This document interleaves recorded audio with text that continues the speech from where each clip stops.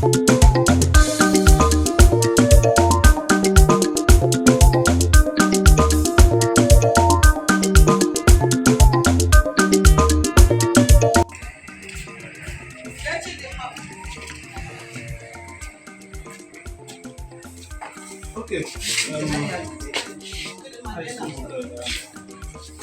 What do you just Kristo? Amen.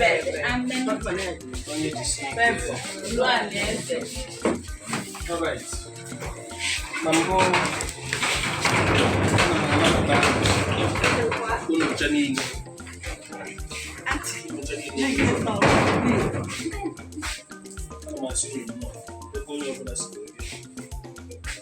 Welcome to this.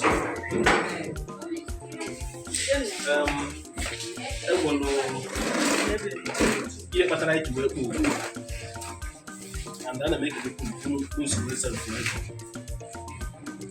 and our elder sister 191 and I follow Juliet, which you follow.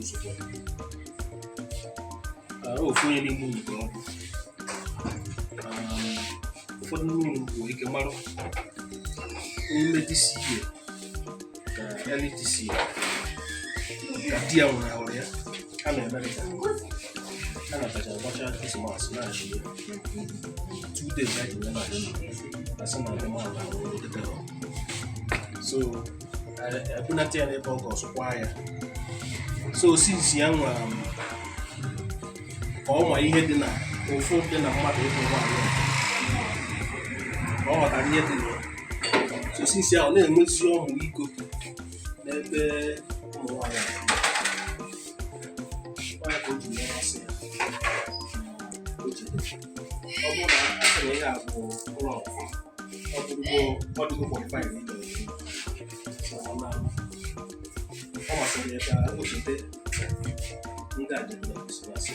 What you might hear, you may pay foundation. Foundation is easy to make. So I have the first.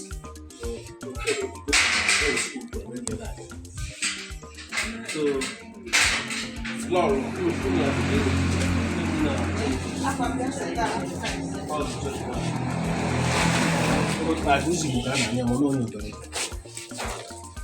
So with the room with rice. Now, obere ego na-eji wepụta tomato ma ọ bụ anụ na-eji wepụta tomato.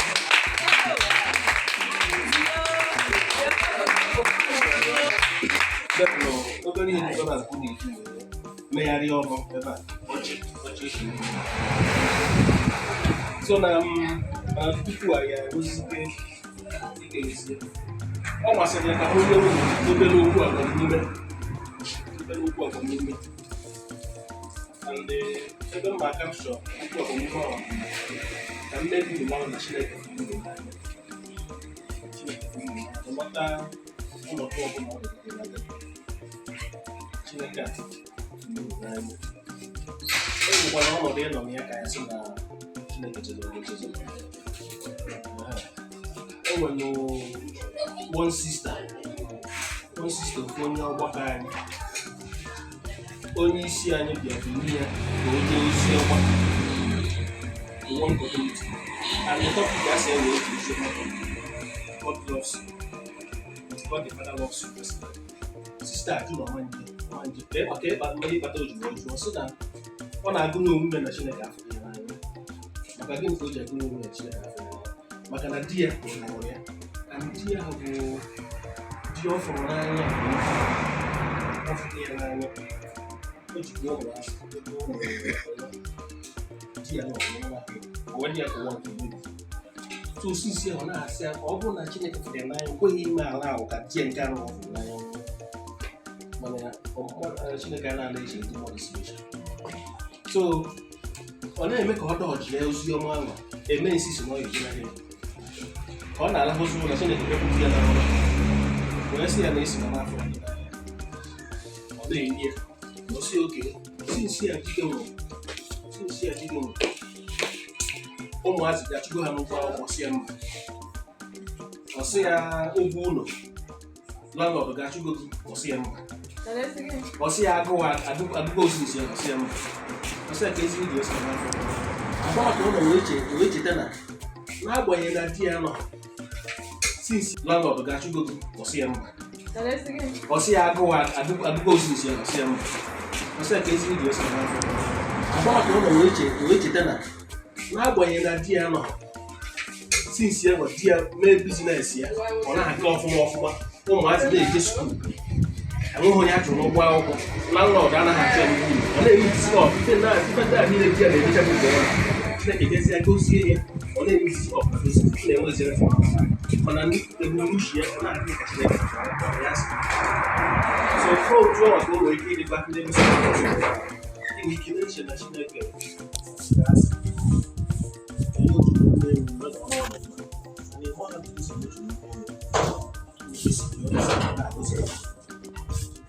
ọ dị about group of people ụtọ Chineke na-ahụ ejighị egwu ya na those group of people kpee ekpere Chineke adịghị agwa ọ dịghị egbu oge ịza ekpere nke ndị bi ya nọ ndị iwu dogo ofu ndị nke bụ ndị ọfa ndị enweghị nne na nna ndị nke ịtọ bụ ndị pọp ndị ogbenye ọhụrụ ọ ya ka Lazarus na rich man na Baịbụl gbajụ mechiri ha mere ahụ Lazarus jebe n'onwe eluigwe nke ọzọ na ọkụ mmụọ na ọzọ ọrụ ọkụ mmụọ na-ayọ biko si ga-enye mmiri ka ọṅụ onye emume na m na-asịkpụrụ ala udu ọyọ ife ọbụla ọrịa Chineke na-emebi ya otu ka ọ dịkwa onye nwaanyị anyị iwe sekpụrụ ala udu wee bee Chineke akwa ya ma erighị ihe ọ na-azị ya ọsọ ya nwere nyanwa bụ di na-arụ ndị aja nyanwa na-ebuga ndị ebe onye na so one thing about Chineke ije ụlọ ọla tụrụ na ọmụ aka ọkwa ya nwa na-ete ekisi ọnọ provide lasịara gị na ha efie na so n'ọrụ ihe eji ọ na-ekwu okwu a iji wee kwa unu jisi ike the only thing ihe emedebe Chineke bụ ịkwụba aka gị ọnụ isi ọla kene ya dị na mmụọ ịfụ na ife ọbụla elu enwe ekwu ihe ọbụla eme ọzọ uju na-adịghị egwu nwe nne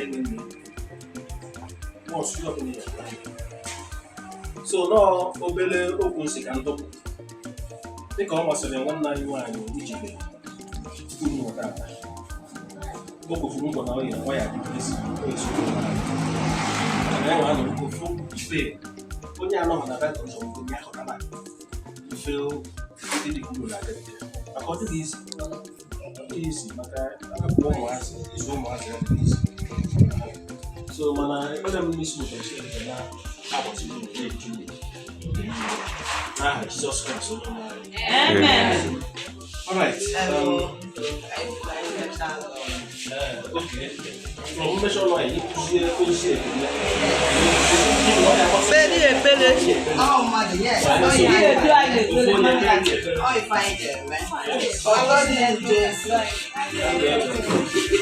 Oh, in fact, I'm one of makana this ukwaketo na ngwa entry ọ ga-eziokwu na akpata oyi na ahụ makana anyị nwa bụ ndị difa nọrọt anyị maka o si wee dịla anyị ụlọ onye ọ dị mfe nke ma many years mana ọ Chineke dị niile dị n'aka ịma ndị Chukwu nwanyị because na Chineke maka o si wee dị wee mee ya wee dị otu ụnụ wọchị ụnụ afọ inwe ike ilu uzu otu okwu ahụ ilu uzu ọ bụrụ na o nwere something God na-apịa ana m ekele nwanne anyị nwanyị maka mgbe oge di ya nọ ọ na-ose m ezukọ m erita mana bido ọnwụ the fact that day bịa katụmanụ nwere otukwa m oge nke m nwere ife na ọdịrị isi because onye anọ ha washu ga-asị mee na ọ nwere ihe anyị na-agabiga anyị na-agabiga a lot of things na gịnị na family ihe anyị na-agabiga too much abịaghị na ma anyị nkụzi ụmụazị ma ihe ụmụazị ya eri ma ọ mee ncha ma ọ mee ude mommy ụgwọ akwụkwọ, mommy ose, gịnị na everything mommy. Ọ na-agbagodekwa asị ya biko nụ. Àwọn olùkọ́ yẹ ti kókó rẹ̀ dáàtì. Ìkànnì àwọn ìwà ìbámu àwọn àti mẹ́rin ẹ̀jẹ̀ náà dáàtì. Ọ̀nà ìkọ́nà ọdún mọ́dé náà pẹ̀lú nínú ọ̀nà ọ̀nà. Mọ̀ náà bẹ́ẹ̀ sí ẹ̀ náà ayé ẹ̀fọ́ wà kúrò. Wọ́n náà bó sometimes wọ́n náà bó lórí ìwé náà di sẹ́ńtà ló jẹ́ bẹ́ẹ̀ náà. Wọ́n náà yẹ rí ihe ọ̀bụwa wọ́n náà kẹ́ ẹ̀. Because na ngwa nke adị na nwunye na-anọ ewu. Ọ na-abịa kịta wee nọtụ. Ọ na-akata anyị na ọtụọ. Ọ dị ya na. Ị na-aghọta ahụra m dị a ihe ahụ mere na asị Chineke ya a na-eme ya n'ezi ezi mana ọsọ ntị nwa bụ onye obodo nwa kịta onye obodo na-anọ na mba orika na ụmụ nwaanyị obodo ndị dị ha anọ na-eri nri asị m na Chineke ya agọzie o ji eku ama nkụ ya asị m Uchenna mee Amen. Uche Chineke, asị m Uchenna mee, ya mere ebe anyị nọ. Asị m Uchenna mee, Uche Chineke, asị m Uchenna mee, ya mere ebe anyị nọ. Ịdị mma Chineke na-eme mmadụ. Ịdị mma Chineke.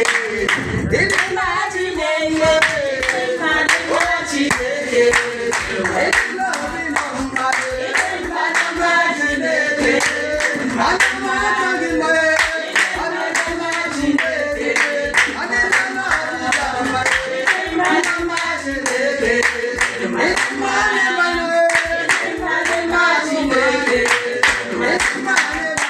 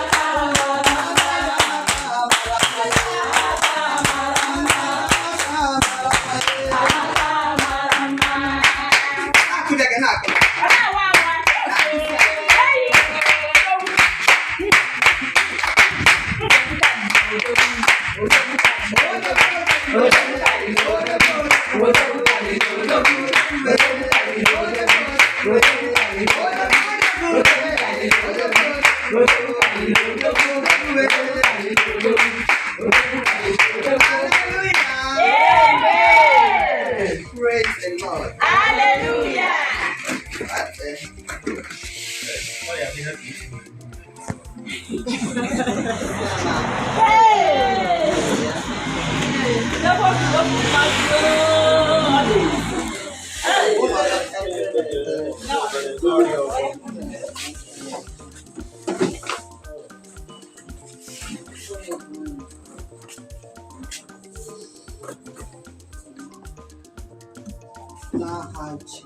Amen.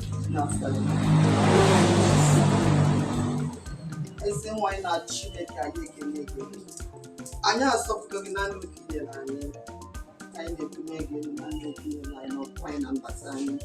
Dada anyị na-asị na ekele. Amen. Ese nwanyị na Chineke nna okpere mgbagharụ nke ndepụta. Ụzọ ọbụla anyị si mejọ gị dati. Anyị na-asị ka ịgbaghara anyị ma sachaa anyị n'aha Jizọs. Amen. Ọ dị ike ime n'igwe nna m Chukwu. Anyị ewere onwe anyị wee tinye gị n'aka. Anyị ewere nwanne anyị nwaanyị bụ Ijele Nwanyi wee tinye gị n'aka. Eze nwanyị na Chineke, anyị na-enye gị ekele n'ụbọchị nke taa. Anyị na-enye gị ekele n'isi ya na ndụ dị ike ime n'igwe. Nna m biko ihe ọbụla o tiri n'aka na ya bụrụ ya ngọzi. Nna m Chukwu masị gị ọrụ ya. Nna m ka ikpuchiere ya azụ kpuchiere ya azụ. Eze nwanyị na Chineke, ọ bụgodị nwa nwaka nke ọ hapụrụ n'obodo a. Nna m masị gị ha na-ekpuchiwa n'ọbara gị. Dadị nke ime n'igwe, kpuchie ụmụnne ya, kpuchie ezinụlọ ya. Dadị nna m Chukwu, ihe ọ nga na-abụ nke ya. Ihe ọ nga na-abụ nke ya. Ihe ọ nga na-abụ nke ya. Ebe o zụpụta ihe niile o nyere anyị. Nna m Chukwu, ị ga-enye cheta anyị dọbụ n'aha Jizọs. Amen. Anyị nwere onwe anyị wee tie gị n'aka nna m Chukwu dadị nke ime n'igwe. Eze nwanyị na Chineke, ọgụ abụchi nke ndajaju. Ọ gị na-anụ anyị, onyoro ihe nyoro enyi, dadị biko. Anyị na-asị nke ị na-egozibe anyị ncha. Nna ngozibe anyị ncha, gozibe anyị ncha. Na mgbe anyị ga-eburu ihe a na-ana, nna m Chukwu gọzie anyị. Ọgọzi ọkụ anyị na mbata anyị. Anyị ga anyị ga-adị ndụ n'aha Jizọs. Amen. Eze nwanyị na Chineke adịghị ihe anyị na-ewere ụmụnna anyị dị n'ebe a, ezinụlọ anyị nọ wee tinye gị n'aka. Ọ bụghị nwanne anyị nke gwa n'anya okwu nke mmụọ nsọ, okwu nke Chukwu, okwu ndụmọdụ, maka na a sị na nne ọ na onwe ya ọ na onye bụ nwoke ọ bụ mmasị na ọdị anyị nchekwa ọhụụ. Because na ọ gwara ya okwu ndị dị na agwa nwunye fa. Eze nwanyị na Chineke biko, ana m asị gị nna m ka ị bụrụ nna m ka ị gozie ya, gozie ezinụlọ ya, gozie ihe ọbụla tinye aka. Nna m Chukwu biko, ana m ekpọ gị nna nke imezu olu ebumnobi na abụọ n'aha Jizọs. Amen. Igwe nna m ọbụgodị nwanne ya nwaanyị kere ife ọma. Ana m asị gị nna m ka iko ngozi ebe niile na-abụ isi ike, maka na onwere ga-agba agwa si ya kpọrọ m ndị a mere m ife a adị nna m Chukwu na nne ya. Mana igwere iwere obi Chineke wee tinye ya n'obi. Nna m asị gị n'obi ahụ ka ọ ga-adịgide were n'aha Jizọs. Amen. Shere ya ụmụaka nke ọ na-azụ, gọzie di ya, gọzie ezinụlọ ya. Amen. N'aha Jizọs Kraịst bụ onye nwe anyị. Amen. Surely, Goodness and mercy shall follow us all the days of our life, and we shall dwell in the house of the Lord forever and ever. Amen.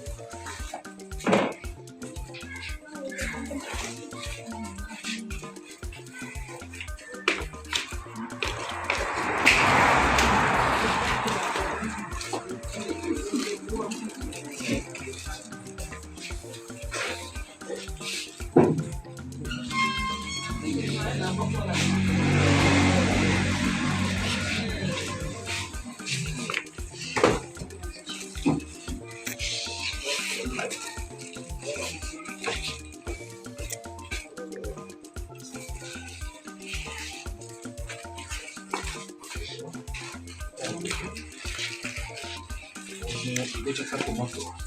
A mulher vai tomar tudo. Eu li no Facebook. Aí, viu? Deixa essa tomate. Eu vai tomar.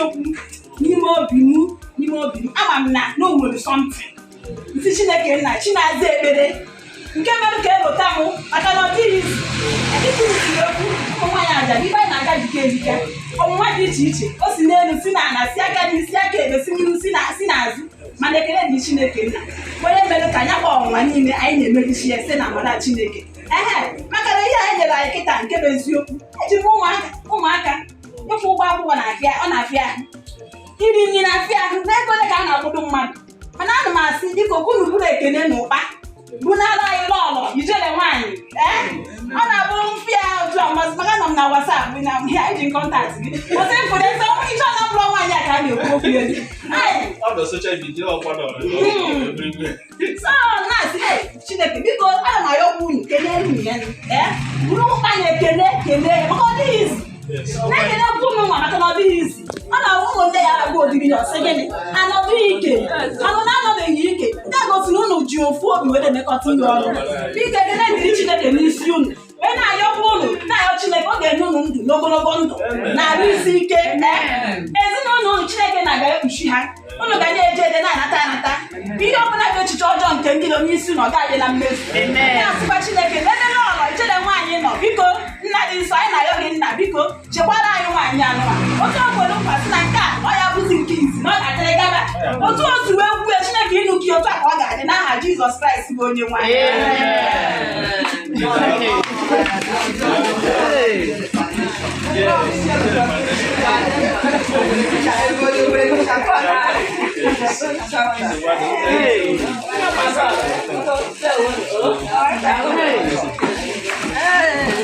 Thank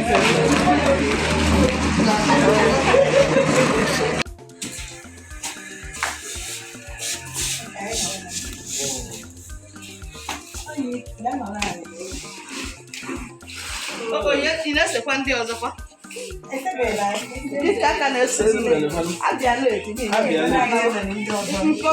isi nyere nke ikpeazụ a kọbakwara ya iji bịa kọbachi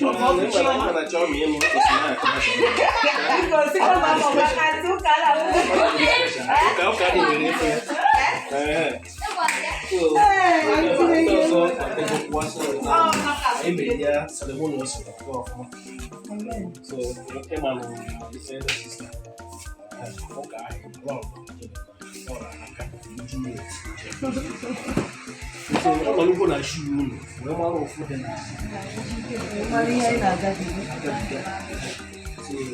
wee masị ya na ọ ya atọ o ji maka wee mepezi special foundation ebe ọ ya nke a bụrụ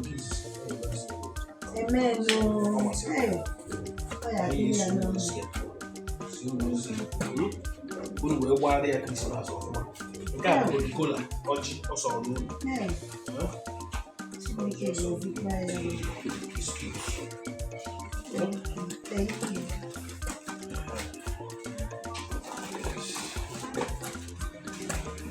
ọsụ nficha anya mmiri na-ebezi na Chineke bụ isi na gaba anya ga na-amụzi ihe mebigo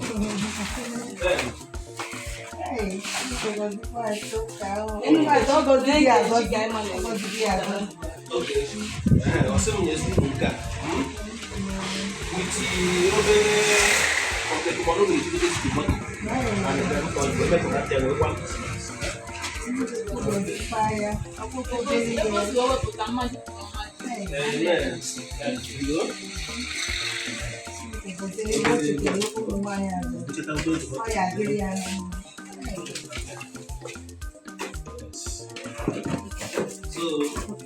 que ele se mostra, olha, Adriana, olha, Adriana, não vou lhe dizer meia, olha, digo que não vou jornalista. É, Lore, não vou lá na agora, olha. Ah, chama de Adriana, não digo de Adriana, mas agora não é bem leite, mas nossa mãe.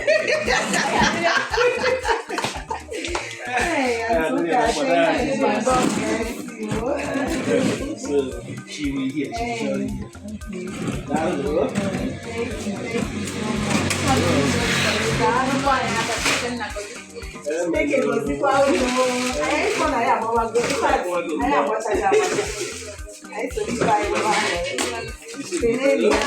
Kedu ndị nọ n'Amerika ị na-achọ ebe ị ga-eri nri ọma ị na-emesi African food ị chọrọ iri nri akpọrọ aka sie o nwere onye ga-agwa gị ka ị chọba Lolo Ijele Nwanyi aka na-eshi African dishes Lolo Ijele Nwanyi na America aka na-eshi African dishes aka na-eshi African dishes aka na-eshi African dishes jekuru Lolo Ijele Nwanyi aka na-eshi African dishes ị chọrọ African food jekuru Lolo Ijele aka na-eshi African dishes. Do you want to know how to prepare traditional African dishes? Jekuru Lolo Ijele Nwanyi Lolo Ijele Nwanyi a woman with the heart of gold, Lolo Ijele Nwanyi a passionate advocate for young widows, Lolo Ijele Nwanyi aka na-eshi nri ọma na America, Lolo Ijele Nwanyi traditional kitchen enwere na America, Lolo